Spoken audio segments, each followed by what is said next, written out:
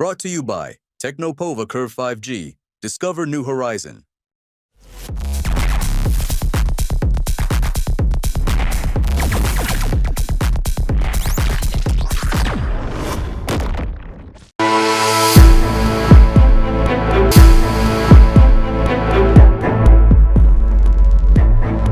उनकी प्रायोरिटी हो सकती है, लेकिन बड़ा सवाल यह है डॉक्टर संजय कि बीजेपी जो लगातार प्रयास कर रही है और पीयूष पंजी खुद भी कह रहे हैं, तो बीजेपी चिराग को मौका क्यों देगी? बिहार ही एक ऐसा स्टेट बचा है जहां बीजेपी का अपना मुख्यमंत्री नहीं है। बीजेपी ने अपना पूरे तरीके से चेहरा बदल लिया। बीजेपी के ओबीसी नेता फ्रंट से लीड कर रहे हैं। बीजेपी का पूरा संगठनात्मक स्ट्रक्चर जो है वो पूरे तरीके से बदल गया है। ओबीसी ईबीसी के नेताओं से भरपूर है। बीजेपी ऐसा क्यों चाहेगी कि चिराग पासवान उस नेतृत्व को स्वीकार कर लें? क्या आपको लग रहा है कि बीजेपी दलितों को साधने के लिए ऐसा कर सकती है? दरअसल अगर बीजेपी ऐसा करती है तब तो हो सकता है कि ओबीसी और ईबीसी दोनों बीजेपी को छोड़ करके फिर से आरजेडी की तरफ चले जाए।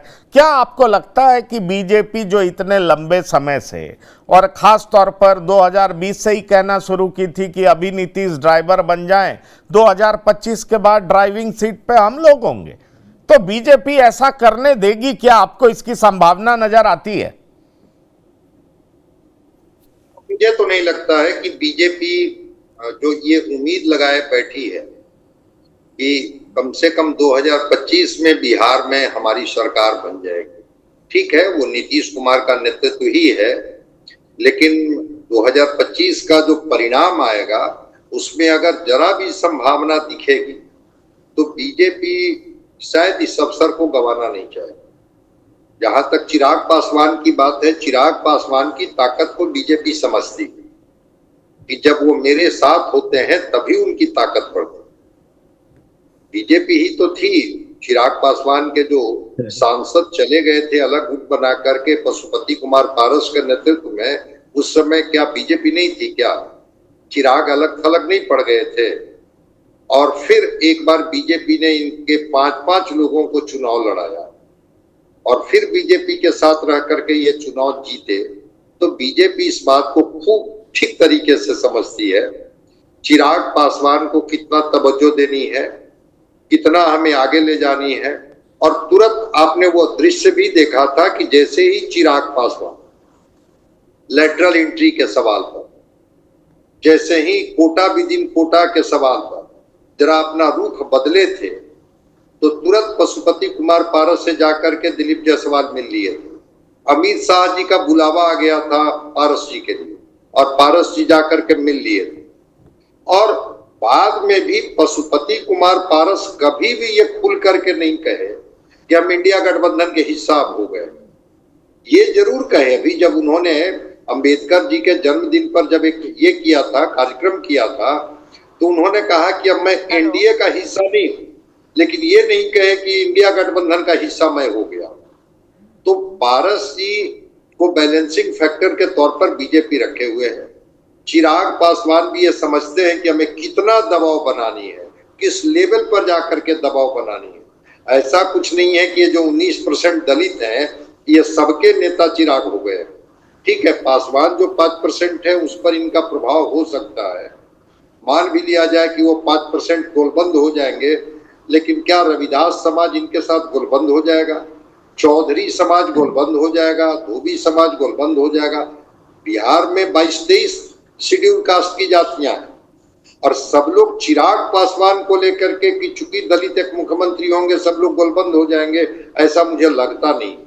तो चिराग पासवान को भी पता है अधिक से अधिक सीटों के लिए दबाव बनाइए, मैक्सिमम सीटें जितनी मिल जाए। और इसके दूसरे पक्ष में जिस पर हम लोग बात नहीं कर रहे, कभी कभी पार्टी को भी बड़ा करने के लिए, खड़ा करने के लिए इस तरह की मांग रखी जाती है, इस तरह के निर्णय लिए जाते हैं ताकि पार्टी में जो लोग लगे हुए हैं इस उम्मीद में कि इस बार तो हमें टिकट मिलेगा, उनको निराशा ना हाथ हो कि भाई हम तो गठबंधन में हैं, हम तो मैक्सिमम प्रयास किया, मैक्सिमम दबाव बनाया, अब तो एक ही विकल्प था कि फिर से एक बार 2020 की तरह अलग हट करके लोजपा चुनाव लड़ती तो भी आपको टिकट संभव था।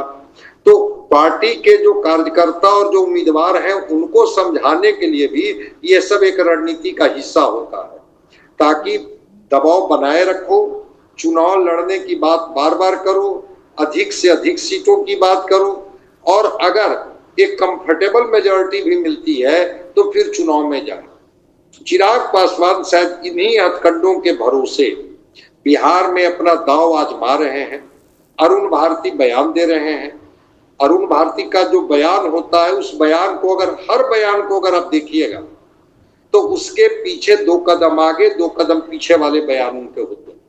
तो थोड़ा देखना होगा कि चिराग पासवान इतना दबाव बना पाते हैं। मैं फिर कह रहा हूं, दबाव के अलावा और यहां मुझे कुछ नहीं दिखता है कि ताकि अधिक से अधिक इनके हिस्से में सीट आए और उस सीट के बदौलत जब परिणाम आए तो उसमें ये अपना समीकरण साध सकें, हमें कहाँ रहनी है, किसके साथ रहनी है तो हमें कौन सी जगह मिलनी चाहिए, हमारे लोगों को कैसे एडजस्ट किया जाना चाहिए। चिराग पासवान शायद इसी प्रेशर पॉलिटिक्स के तहत इस तरह का बयान दे रहे हैं। मैं बिहार में आऊंगा, चुनाव लड़ूंगा, हमारे लोग लड़ेंगे, वो इस तरह की बातों में। भाई जब एनडीए के साथ ये जब चले आए तब इनका नारा कहाँ चला गया? जो ये बिहार फर्स्ट, बिहारी फर्स्ट कहते थे, चुनाव में तो मैंने लोकसभा चुनाव में तो कहीं नहीं देखा ये नारा कि चिराग पासवान बिहार फर्स्ट, बिहारी फर्स्ट कर रहे हैं। वो तो फिर एनडीए के साथ खड़े हो गए। आज भी विक्रमगंज में पूरा चिराग पासवान और चिराग पासवान की पूरी ताकत लगी हुई थी ताकि प्रधानमंत्री नरेंद्र मोदी जी को ये बात समझ में आ सके कि चिराग पासवान की अपनी ताकत है और पार्टियां ऐसे करती है।